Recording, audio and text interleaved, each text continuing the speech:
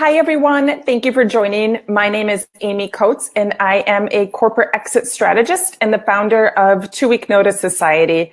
And for those of you that are new to me, my mission is really to empower women to build a thriving online business that provides them the freedom, fulfillment, and abundance that they desire. And today we have a guest expert with us. We have Brooke Lawson from Filament Branding. And I am so excited that she's here because we always have so many people that have lots of questions about branding. So thank you for being here, Brooke. Yeah, thank you for having me.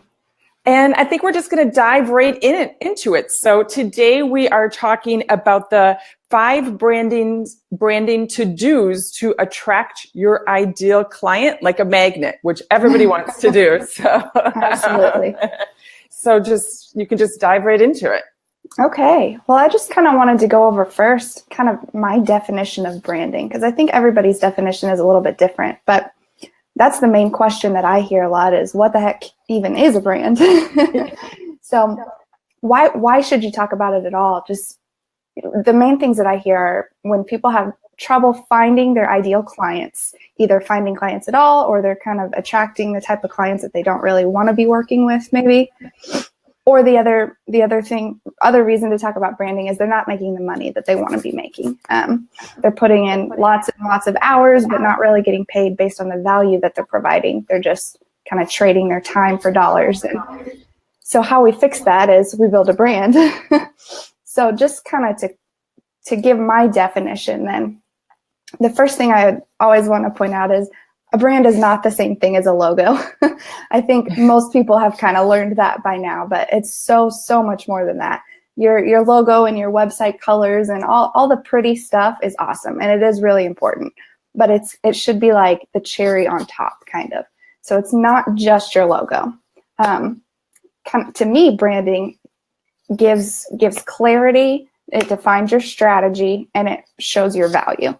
So it kind of not only helps you get really, really clear on what you're doing and who you're doing it for, but it also, lets people know when they go on your website or when you're talking to them, it tells them exactly, what they're going to get from you.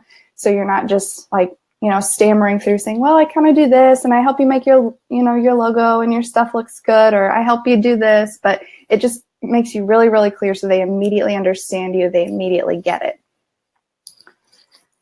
So cool. So that's just kind of my definition there. So the top 5 things to do then, your to-do list to get kind of a standout brand is number 1 is make it personal. You have to put yourself in your brand, at least, on the level where, where we're talking, it's, a lot of one-on-one service providers and sometimes products. I personally usually only work with service providers, but the foundations are the same if you're selling a product or you're doing something on a scale where it's one-to-one human interaction that's important. So you really have to put yourself into your brand, and everybody knows, you have to get people to know you, like you, trust you. That's like the thing going around right now. Everybody knows that you need to do that, but it's really hard to know how exactly to do that. So the first thing that I like to have my clients do, or even potential clients, is I made a really cool quiz on my website that uses brand archetypes. They use psychology, and brand archetypes are nothing new. They're invented in the 40s by Carl Jung, who's a psychologist. So they've been around forever, but what they do is they really dig deep into how you can portray yourself so that your ideal clients immediately kind of connect with you and realize, who you are and can get to know you so much faster. So that quiz is really cool, but we dig really deep into the brand archetypes. And then the second thing to kind of stand out and make it more personal is you have to use your story. And a lot of people are kind of scared to do this. I feel like they don't want to tell the whole world everything about themselves, but or maybe they're not scared. Maybe they just think that they don't have a story, or they don't think that there's anything different or special about them. That's obviously not true. Everybody has a story. So it's just about taking that story, and which is boils down to your why is what we want to get out of it, like why you're doing what you're doing, and telling it in a compelling way that allows people to connect with you. And then you present it through your messaging. You master the messaging so that they immediately understand what you're providing them. So that's number one, make it personal. Number two then is to be intentional. So this means intentional about literally every single business decision that you make. Everything needs to have a common goal and strategy that you're working towards. We don't just like make decisions for, oh, I just like pink sparkly colors, or I just want to, I just want to, put out this Facebook ad and not really have an end goal in mind. So just being really, really intentional about what the end goal that you're trying to get to, and then kind of reverse engineering your brand and your strategies in a way that is going to make that happen. So this would include things like creating your packages and your pricing and presenting them in a way that is not only logical, for customers to understand what you're getting, but to also, set the pricing in a way that helps you reach your goals, and you're selling it based on the value that you're providing. Sorry, I have something in my throat. I'm going to get a drink of water. And then being really intentional also, like with your sales strategies and your sales conversations. So having a clear process for exactly what's going to happen from start to finish. If they, download your freebie, exactly step by step, how that sales funnel, goes and what's in it, with a strong, clear direction in mind, like what you want them to do once they get through it. So that way, by the time you get on the phone into a sales conversation with somebody, they already know most of the details. And the goal is to make the sales conversation come down to logistics, and do they want to do it or not? And do they, this is how it works. Either you want it or you don't. And it's not really a pushy, all the yucky stuff people hate about sales. We want to try to avoid that. So if you set it up the right way going forward, you can just avoid all of that. So then number 3 is to be profitable. So one of the main goals of branding is to build a strong brand that's profitable, not just, making money, but you want to stop competing on price, basically. What I like to do with my clients is try to get people to consider themselves first, consider themselves a premium service provider, a premium brand, and not just, like everybody else out there. So when we build these packages and structure these, offerings to people, we're giving, first of all, you give as much value as you possibly can, like over deliver on absolutely every single thing. That's like my number one rule for anything, is blow people out of the water with the amount of value that you provide. So if you're doing that consistently, then you can shoot those prices way up. So, and then the second part of being profitable, aside from, providing a ton of value, is setting up systems in place. I'm kind of weird. Let me just say this for a second, talk about myself for just a second. I'm kind of weird. Most people are, but I do branding and design and all of this stuff. I have a degree in graphic design, and I learned how to use Photoshop when I was 10. I have this really creative side, which is cool. It helps a lot. But at the same time, I'm also very analytical and practical, and I love like systems and structures, and those two things just don't normally go together. But I mean, that's a good way to be weird if you have to be weird, I guess. So. Right. It's funny. So one of the things I love helping people do is setting up systems and processes to help make them more profitable, basically just by being more efficient. Get as much automated as you can and run it as efficiently as possible, so that every single time you're, doing your thing, whatever it is, providing your service, you're getting better at it, you're getting faster. It's, shaving off the number of hours that you spend on it and making your profit go up. So that's profitable. The fourth one then is magnetic. This one is kind of the fun one.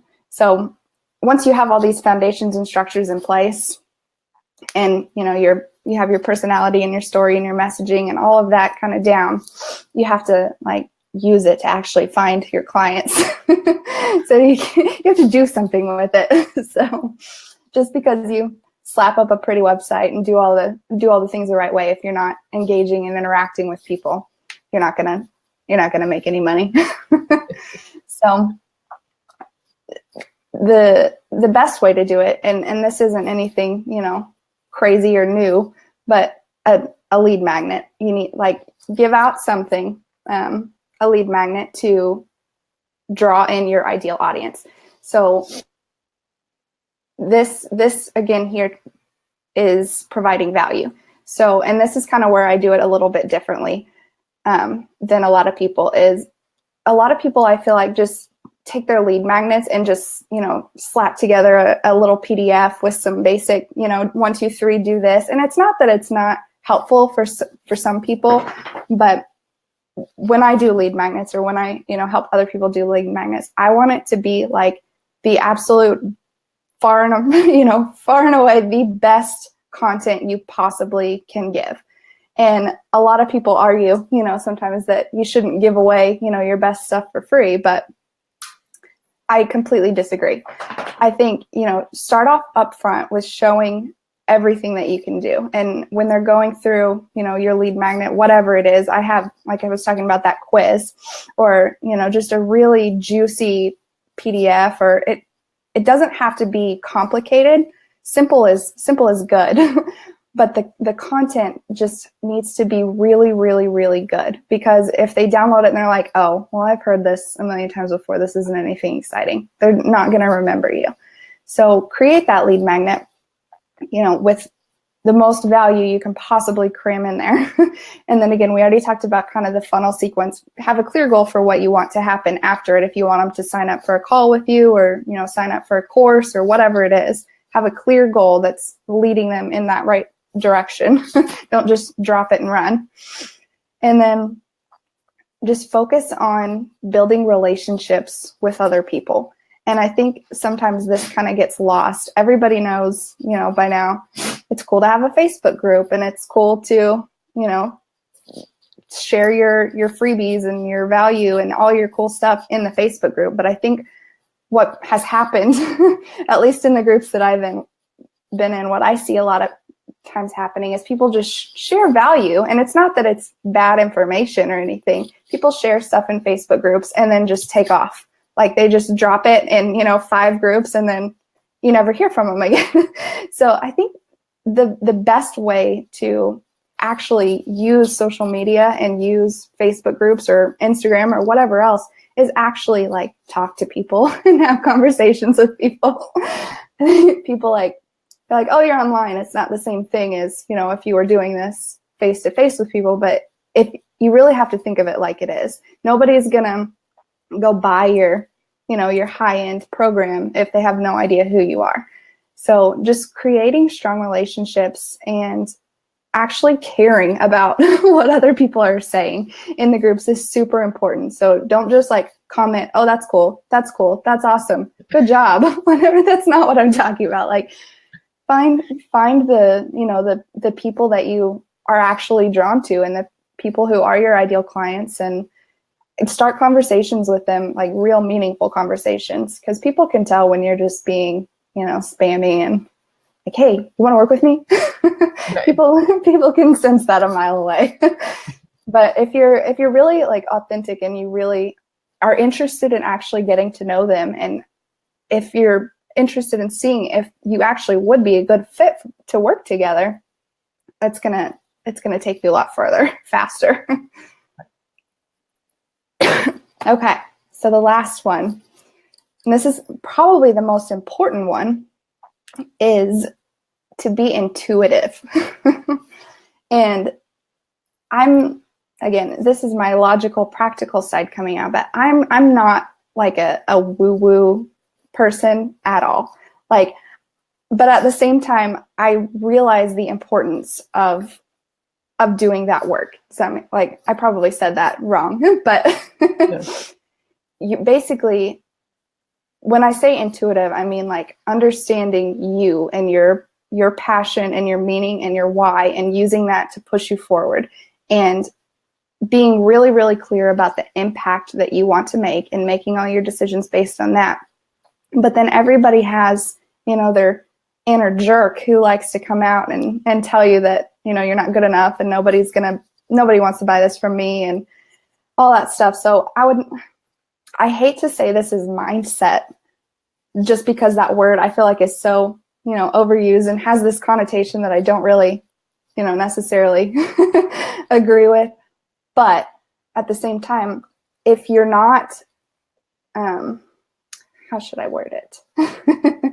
If you don't believe that you can do it, you can't do it, is basically what it comes down to. So how I've kind of taught myself to kind of get over that hump of, oh, this is dumb, this is woo-woo, this doesn't matter, when in reality it does. Just kind of how I've made myself believe a lot more in doing the inner work that you have to do to make this a reality, is just kind of what I just said a second ago. If you believe that you can't do it, then you can't do it. There's no question about that.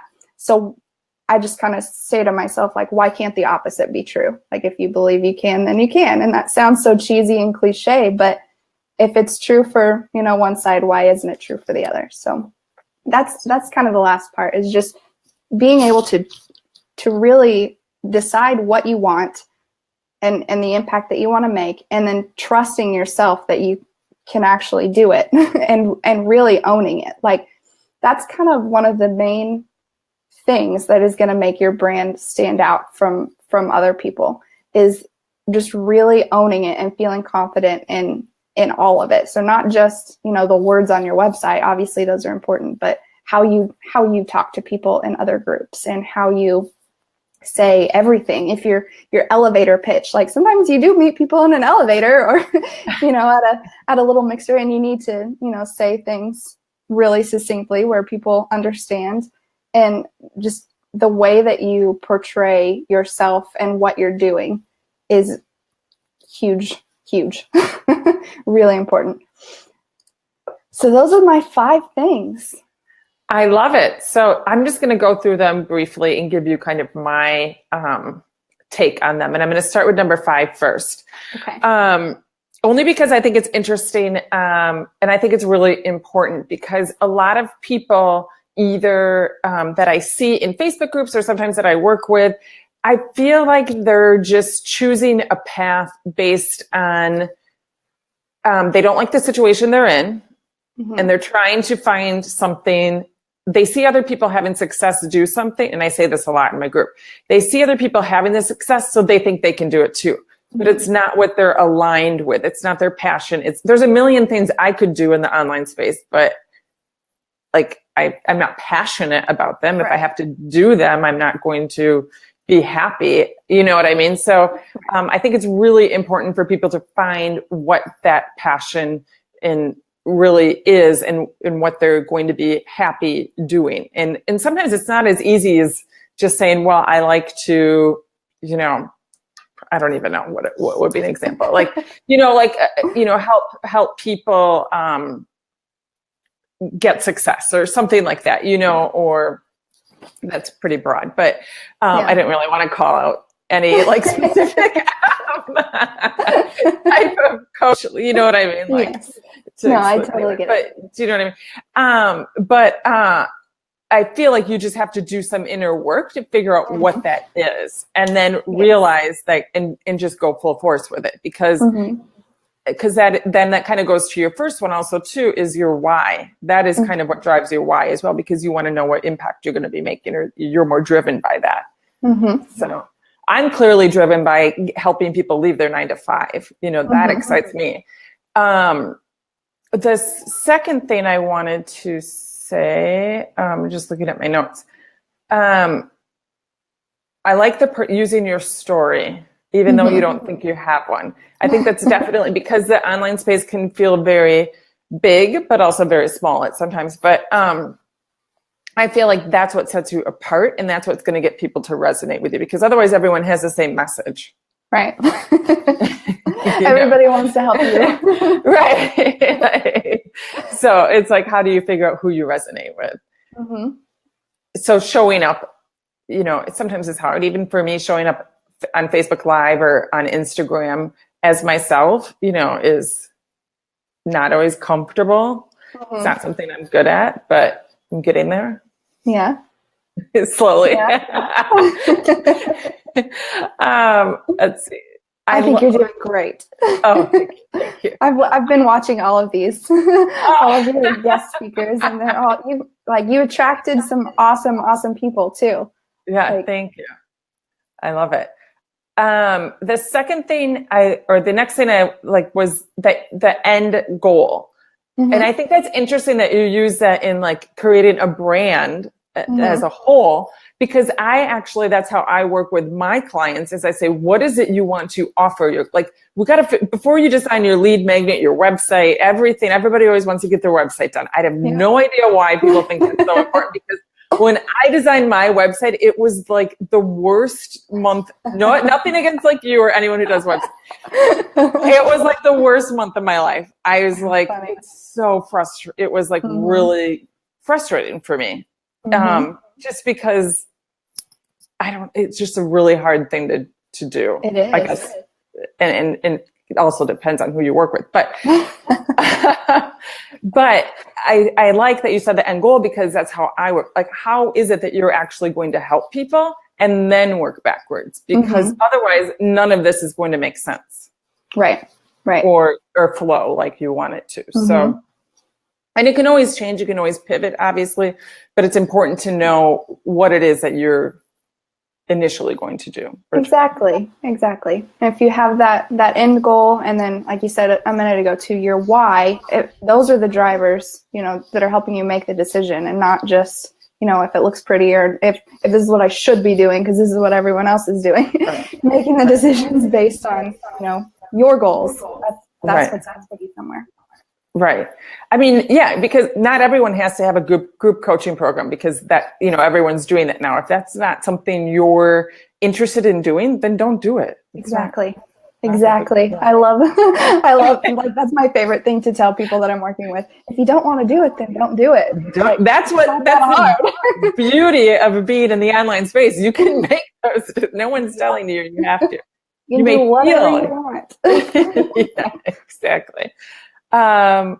And then I love your setup, your systems and processes, because I'm kind of a systems person and process person too. I like to have that mapped out.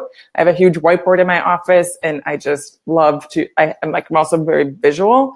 So I have to see it. So that I love, how do you do that with your clients? How do you work that kind of process out with them? It depends on what the client is doing. I work with a lot of, like I said, I only do service providers. So we basically start with, we figure out what they're offering first and what the end goal is, and then kind of just work backwards and see which pieces they need.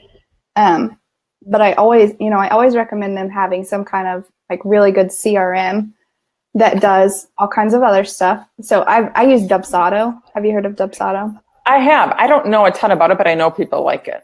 It's amazing. Okay. Writing it down. It's amazing. It does so much stuff. First of all, it's a CRM, at its core, but it sends contracts, and it sends invoices and contracts, and it sets up automated workflows so that you can like have somebody fill out a form on your site, and it automatically sets them up as a lead over here in Dubsado, and then it'll automatically start a workflow of like sending emails then, or I have like really cool onboarding processes set up for when I send a client, they get, all this stuff. So it helps me. It's much more efficient. I don't have to do all this work over again, but it also it's about showing that value and showing kind of, I have my stuff together. I know what I'm doing. It just makes other people feel confident, that they made the right decision and everything too. So obviously the systems are important for you, but it's also important, in terms of your brand and showing your value. So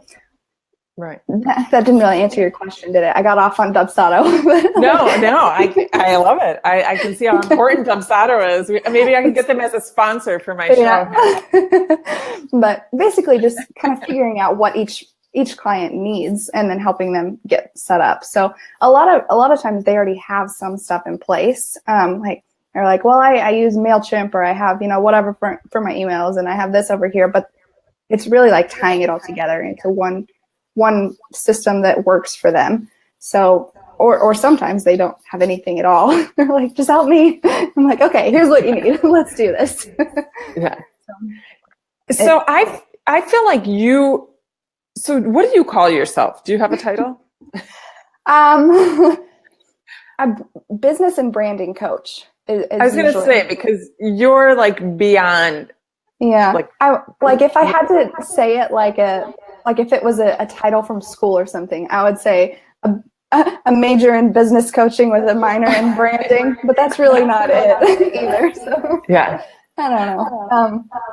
Definitely branding coach, but it's so much more than that, like you said. Yeah, because you can't just slap up a pretty brand, brand assets and expect it to work. So yeah, I love that. Yeah, that's kind of what actually transitioned me into coaching, because I started out doing just branding, like logos and design, and I worked, as a freelance designer, and I would get so frustrated, and clients would get so frustrated because they just didn't have all those foundational pieces in place. So I didn't want, I was pushing them to okay, well, we need to, write your copy, and you need to have copy that, works with this. And you're like, here, just slap this up there. And my brain doesn't work like that. I don't slap anything anywhere. I want everything to have a purpose. And so that's kind of why I transitioned to coaching in the first place, is everything just turns out so much better if you have all those foundational pieces in place. And there at the time when I decided this, there weren't a ton of branding coaches out there. Now there are a few really good ones that I like to follow, and there's a lot of people doing it. But the cool thing about it is I truly believe that there's no such thing as competition in online, especially in online marketing. And there can be 38 coaches, in the same Facebook group over here that do the exact same thing, but that doesn't mean you're going to get the same result, and that doesn't mean you're going to connect with them in the same way. So it's really fun to see, all the different stuff you can come up with. So I don't ever talk about this, I don't think, on Facebook. It's not that big of a deal, but I think why what you're doing is so important is because back to as you could tell, my website design and my branding experience with the person that I chose was a negative experience because they didn't understand what I was using my branding for. Mm-hmm. So what happened is she gave me the mood board, or whatever it's called, where all the colors and everything, the logo, the fonts. And it was beautiful. I loved it. I loved the colors she chose. I loved the font. I loved the logo, literally everything. So fine, go ahead with it. Well, once I started to use it for landing pages, for my my freebie, my lead magnet, and things like that, they looked awful. It just wasn't. It wasn't me. It just didn't come across on the screen well. Mm-hmm. So I had to go back to her and say, we have to start all over. This isn't what I want. And she was not happy with me, but I couldn't help it. And she's like, this is what you told me, the colors that you liked at the beginning. I like those colors, but they don't look good on a landing page. And I didn't know that. I wasn't thinking like that when I initially started. So that's why I think it's really important that someone like you understands that. Mm-hmm. And it's going to get you a better outcome. Yes. For sure. And I love your website too. So. Well, thank you. But yeah, it is important to work with someone that understands that and knows that. And that was definitely a learning experience for me as well. For sure. Yeah. Start with the end goal for everything. Yeah. Your website looks amazing now. Yeah, thank you. It took a lot of wine and took a lot of time, but anyways, it was worth it in the end. But anything else you want to add? Those are all the questions that I had for you, I think. Just my quiz. I just wanted to tell everybody again about the quiz. So I talked about it a little bit before, but that's really step one in all of this. Everything that we've talked about is just kind of figuring out who you are and what you want. And the archetypes really, really help with that. So again, this isn't anything revolutionary, these brand archetypes. There are other people doing it, but I feel like my quiz is a little bit different. It digs a little bit deeper than some of the other ones. And then it gives you the results based more focused on branding, like how you can actually use it in your brand, where as some of the other ones that I've taken are like, oh, it's basically just not copy and paste. I don't want to say people are plagiarizing, but they all basically say the same types of things because there isn't really much else to say. This is the archetype and that's what it is. But I really adapted it to how you can use it in a brand. And then of course, there's a little freebie that goes with it. If you can take the quiz totally free, I don't need your email address or anything if you don't want to give it. But if you do, there's a freebie that shows much more in depth about how to use it and like gives different options for color palettes, and really digs a lot deeper into it. It's really cool. So that's just on my website. You took it? Yeah. Which archetype were you? Oh gosh, I should go back and look. I'm just going to look really quick because I think I messaged you and I said, does this mean I'm boring? What one was it? None of them are boring. I love all of the archetypes too. It's so fun to work with people that are all different kinds of archetypes because they're all so cool. Like you can do such cool stuff with every single one of them. And there are 12 total, if I haven't said that already. I am Sage. Sage. That's a fun one. I'm Sage too. My main one is Creator. And then when the quiz gives you your primary archetype. When we work together, like if you work with me, we dig a little bit deeper and we find your top 3 so that you can like kind of incorporate, your whole personality. Nobody fits into one little box. We're humans. But I'm a Creator and Sage is my second one. So that's that analytical, practical side. Is that what Sage is? That's what Sage is. Okay, yeah. Analytical, intelligent.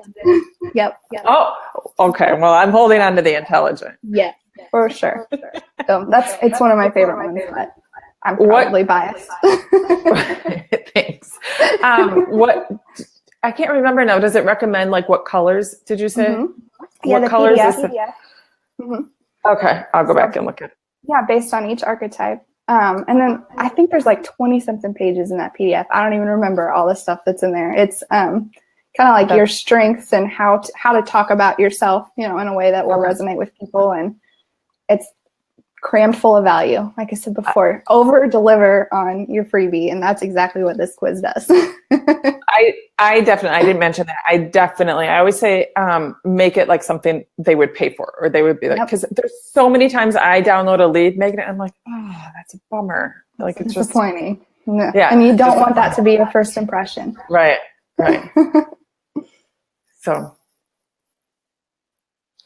Angela says she's looking forward to taking the quiz. Awesome. Well, it's fun. And even, like I said, even if you don't, use it for your brand, or it's just fun. Like, I love it because it's just so fun to see, all this stuff from an outside perspective, and like I said, not everybody is going to resonate with every single line in each one, but it's still really fun. I love those things. Yeah. Mm-hmm. All right. Well, thank you so much, Brooke. This has been awesome. I took a ton of notes, and I'm sure everyone else will get a lot out of this. So thank you for being here. And then make sure everyone can go to, what is the website to get the quiz? It's gofilament.com, G-O-Filament. And it's just right there at the top, like in the top left corner, it says become a client magnet. And you just click that and that's the quiz. Love it. All right. Well, thank you so much for being here. Have a good day. All right. You too. Thanks. Bye. Bye.